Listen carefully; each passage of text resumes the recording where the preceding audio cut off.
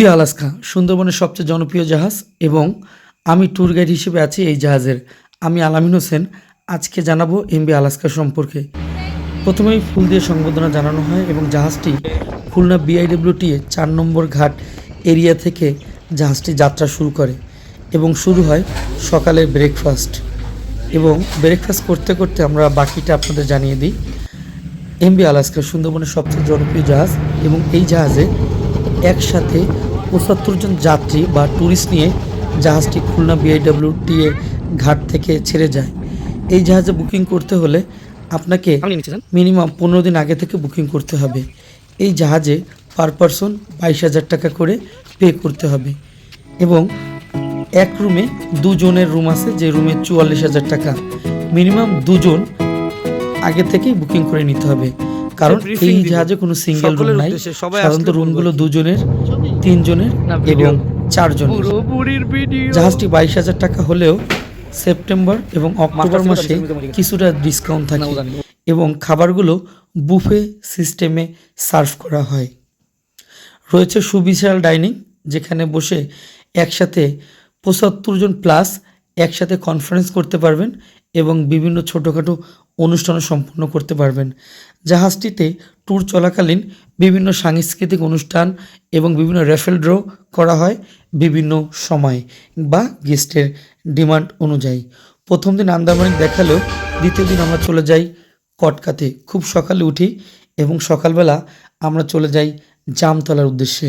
Jamtala sea beach সুন্দরবনের একটা জনপ্রিয় বিচ, যেখানে যেতে হলে আপনার প্রায় ৪৫ মিনিট থেকে ৫০ মিনিট হাঁটতে হবে। প্রায় ৩ কিলো পথ হেঁটে আপনি দেখা মিলবে জামতলা সি বিচের।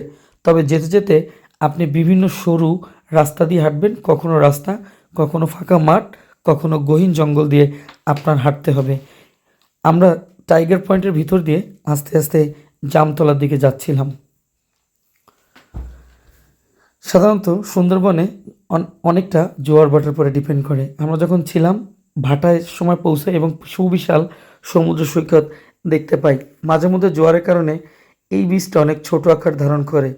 শিপে ফিরে এসে আমরা সকালে খাবার খেতে শুরু করলাম। কিছুটা জুস, গরম গরম খিচুড়ি, বেগুন ভাজি, আচার, ডিম ভাজি, চিকেন ও সালাদ।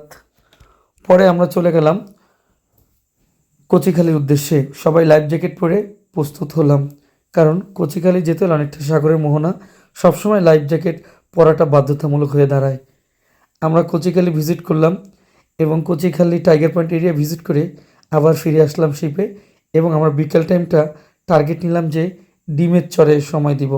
ডিমের চর এখানে খুব জনপ্রিয় একটা জায়গা, যে সি বিচে আপনি চাইলে একটু পা ভিজাতে পারবেন এবং এই সাইডেই রয়েছে ঘন বন, যেখানে প্রায় বাঘমামার পায়ের ছাপ বা বাঘের গর্জন শোনা যায়।